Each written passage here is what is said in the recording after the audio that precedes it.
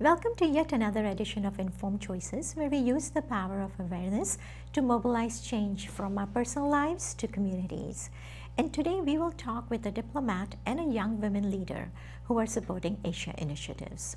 To give you a little background about our first guest, who is an ambassador, Aftab Seth. He's an Indian diplomat who served as the ambassador of India to Greece, Vietnam, and Japan.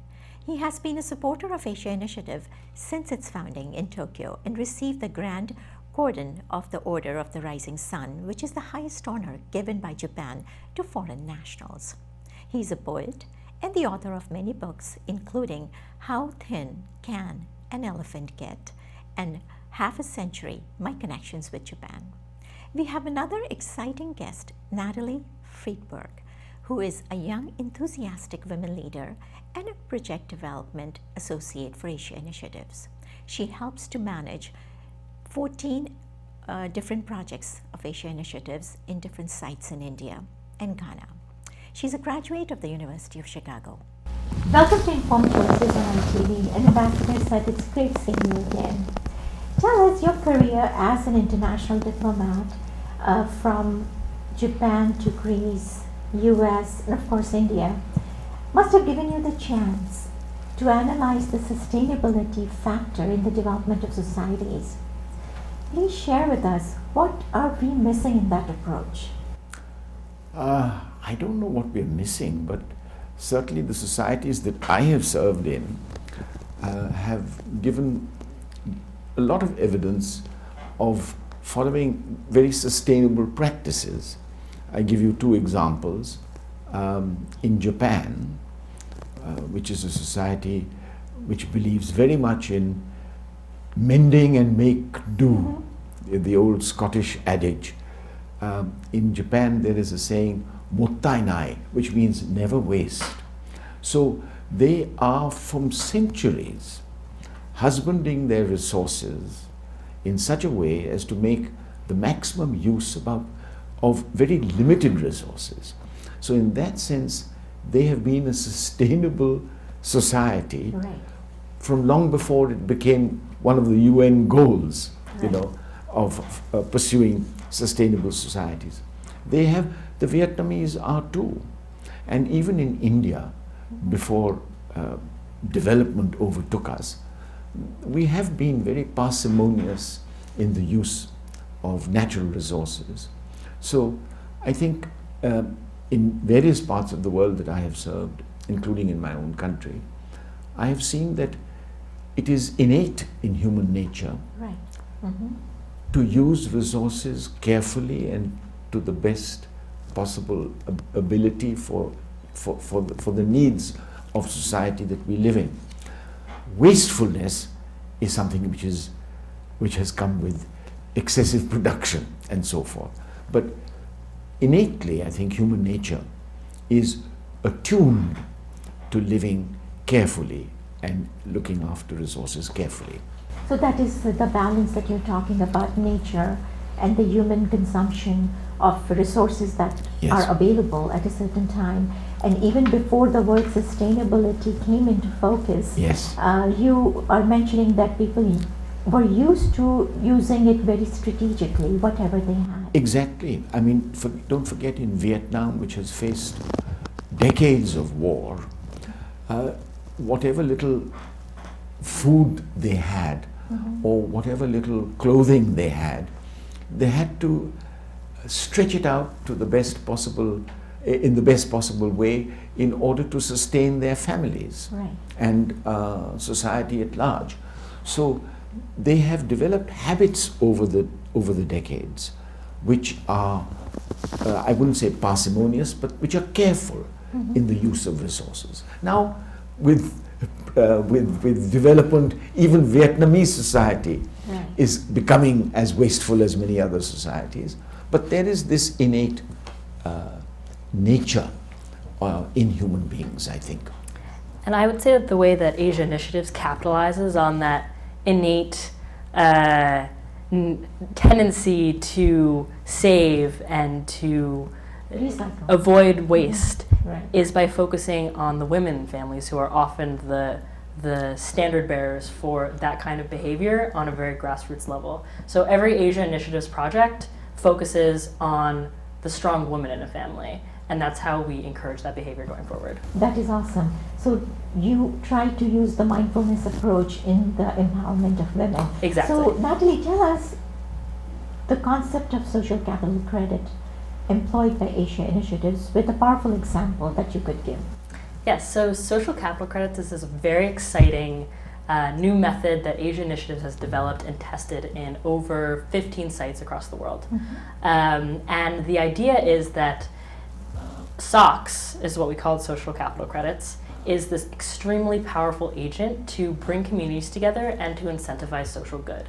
So a person in a community will perform an act of social good that's good for the neighborhood or the community or whatever general group that they're part of, and then can redeem those points for some kind of very vital resource that helps themselves or their family, like skill empowerment, education, and health resources. So one really exciting example that we have focused on is mentoring girls in Ahmedabad. And so the way that that program works is that we have provided mentoring spaces for girls to learn about computers and to gain really important skills if they want to pursue careers in the future. But in order to do that, they have to mentor 5 girls in their neighborhood.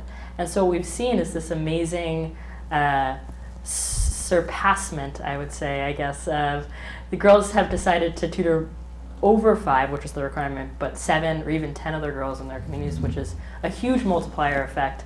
And we've just seen this wonderful flowering of girls gaining confidence and new ambitions and wanting to spread that to the people around them.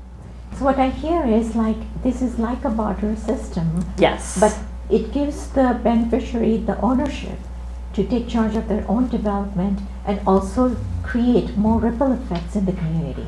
Exactly. The idea is to try and reverse the top-down nature of most development organizations, where usually there's some sort of humanitarian organization that tells people what to do and how to use resources, but we're trying to avoid that here, and by doing that through a currency. In this context, let's watch a clip about Asia Initiative's work in the area of social capital credits.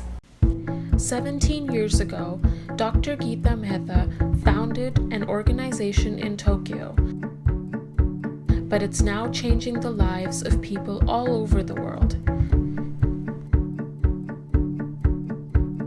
Asia Initiative's mission to start a movement of civic engagement and community empowerment by leveraging social capital, or SOCs, is already becoming a reality.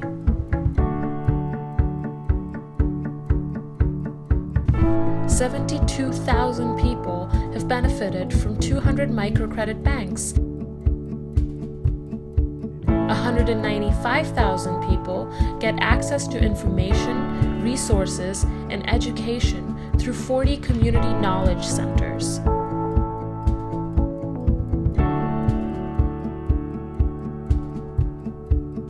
2,500 women have received health checkups.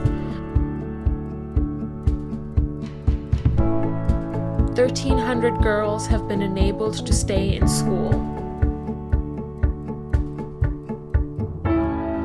1,200 women established community kitchen gardens. बीमारी नहीं होत है, शरीर स्वस्थ रहत है। तो आगे इस तरह आप ये देख रहे हैं ड्रेनेज सिस्टम पूरा हमने इस पानी को यहाँ किचन गार्डन 6 महीने के अंतर्गत पूरा ये प्रोसेस कंप्लीट हुआ है।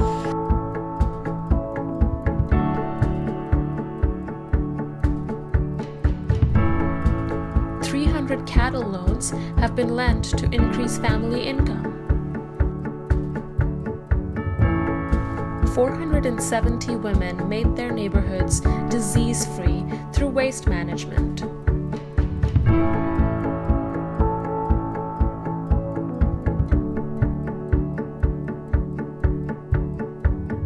Asia Initiatives has already enriched thousands of lives globally. But with your help, we aim to impact many more.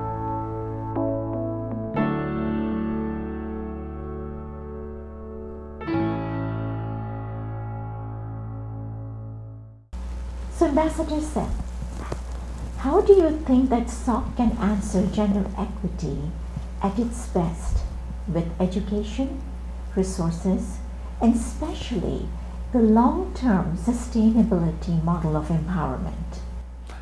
Well, it's a great initiative. You know, I first got involved with this when it was the Friends of the MS Swaminathan Foundation in Tokyo in 2002. And we did our first fundraiser for that, and MS Swaminathan, who's the father of our Green Revolution and the man who brought great benefit to millions and millions of farmers, not only in India. He did it, by the way, in Vietnam.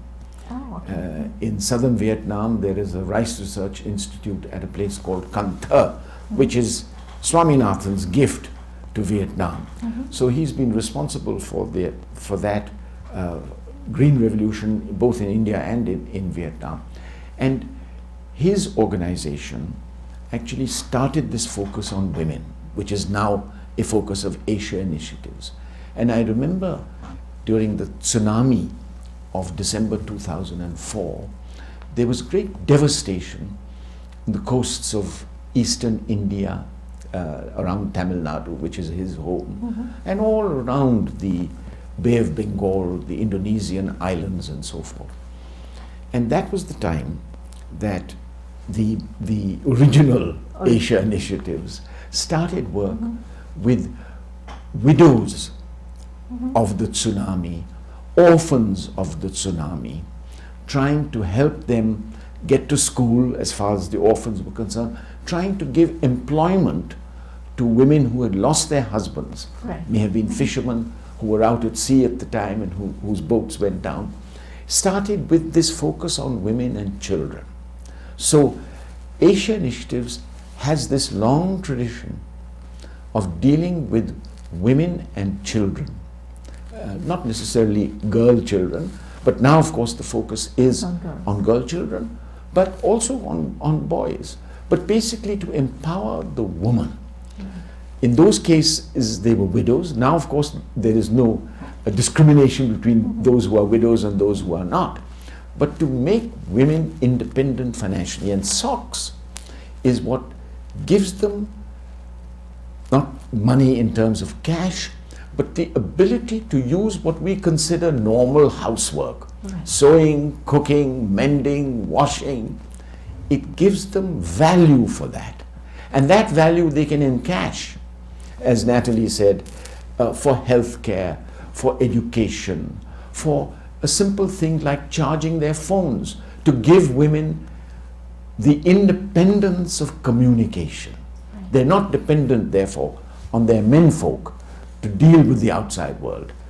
Their SOCs can give them money to charge their telephones and keep them in touch with the outside world.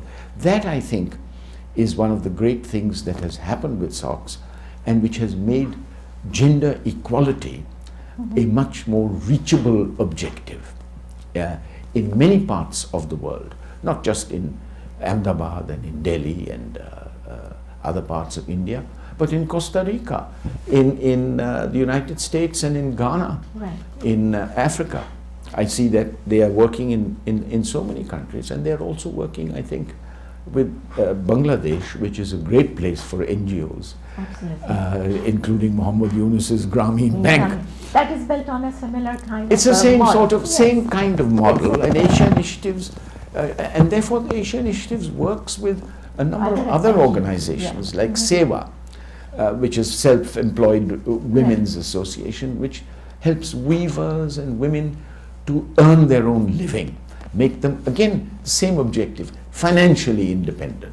And from your narrative, I think there is so much dignity in this concept, because you not only train people to get their needs met, but you also educate them, you empower them in their area and domain of work, and they get very confident enough to go out in the community and deliver their skills and expertise. You're absolutely And, right, yes. This one thing that you mentioned about the value placed on unpaid work. This is one of the biggest agenda of UN, that how do we now in the future start paying women and recognizing the work they do at home. So I think this is a wonderful concept to build upon and to encourage in different communities and societies. Yes, indeed. And you remember Mahatma Gandhi said, famous words of his, that when you educate a man, you educate an individual. But when you educate a woman, you educate a family. Absolutely. And this is the goal of Asia initiatives, that not just education, but making the woman independent so that she can help to educate her children. The generation. Yes. So Natalie, this is the exciting part. Tell us about the gala and who are attending, who are the dignitaries, and who are the awardees, and what can our audience do to participate and engage in the gala? Yes, so we are going to be holding our annual gala on October 18th, and it's going to be a very exciting evening that you're not going to want to miss. We are hosting the annual fundraising gala to solicit support for all of the really exciting and important work that Asia Initiatives does, but we also want to take it as a night to recognize really important leaders in women's empowerment. So we are going to be presenting the second annual Ban Ki-moon Award for Women's Empowerment to Chelsea Clinton of the Global Clinton Initiative, and she's done a lot of really exciting work in terms of global health, also with a focus on women, as our organization does. And 8th Secretary General Ban Ki-moon is going to be visiting again to present the award in person. That's very incredible, yeah. Yes, so we're very excited to have these two people who are role models to a lot of the staff of our organization, and of course there's also going to be amazing food and dancing, and it's going to be a great night.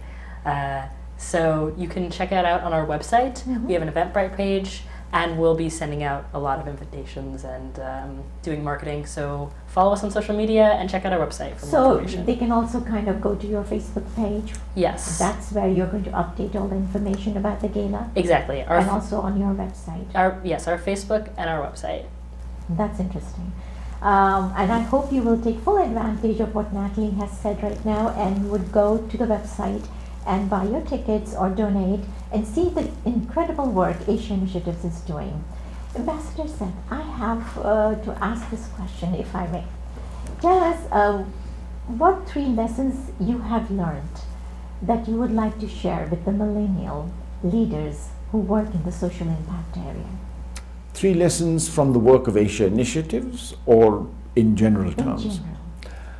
Well, one, that it is one of the more worthwhile things that people, both employed and unemployed, can do, is to help non-governmental, non-profit organizations such as Asia Initiatives.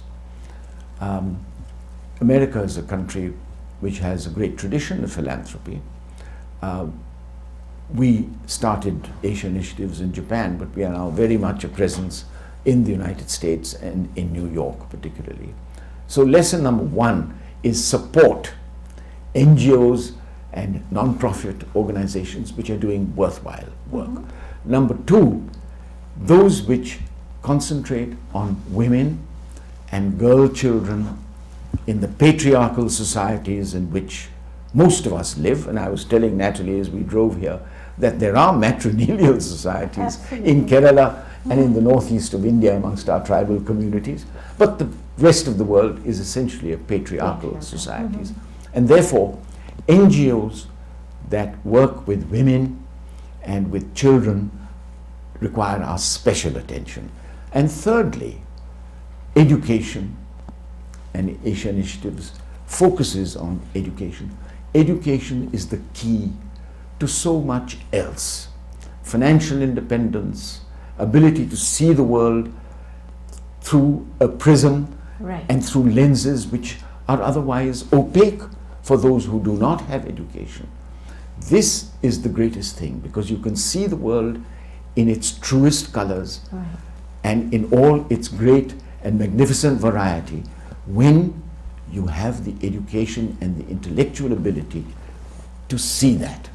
And therefore, I think those three lessons are the ones that I would draw from my association of almost 20 years with this work. That's great. That's great. And Natalie, I would definitely ask you, being a millennial, and how would you see your future in the social impact space, and what have you learned that you would like to kind of mentor people who are getting into this queue? Yes, so I would say that one of the biggest takeaways from my experience at Asia Initiatives is the focus on social capital of communities. It's a huge resource that's just been completely overlooked by most development organizations in this sphere. There's just incredible strength within communities and the relationships and networks of the people who live in these communities, and we can really tap into that when we're trying to lift people up and make positive change in people's lives. And so I think what that means in terms of, you know, an actual day-to-day practice is a deep engagement on a grassroots level with local organizations and local leadership, and just a respect and open-mindedness to new learning from people that you're working with in areas like India and Ghana and other parts of the world where Asia Initiatives works. So I guess it boils down to 3 C's: compassion, collaboration, and connection. Yeah. And thank you so much for being part of Informed Choices on ITV. Great, thank you. Thank you. Thank you. Just a quick recap. Social capital credit is a new medium of exchange that rewards tasks done by groups of people for the greater good of a community, such as garbage cleanup or tutoring. Up until now, such work went unrewarded. But with social capital credits, these tasks redeemable for beneficial products and services, such as school fees and health insurance. Social capital credits places a price on undervalued work and serves as a catalyst for development which is free from reliance on money and serves as a multiplier impact of dollars. SOX, as it's known, that increases the value, the velocity of economic activity that propels participants from a barter system into the money economy. This year, we have the privilege on 18th of October to create our footprint of impact at the Gala of Asia Initiatives. To learn more, visit asiainitiatives.org. We hope to see you at the Gala, and thanks for watching Informed Choices, where together we hope to create and craft better perceptions and influence change.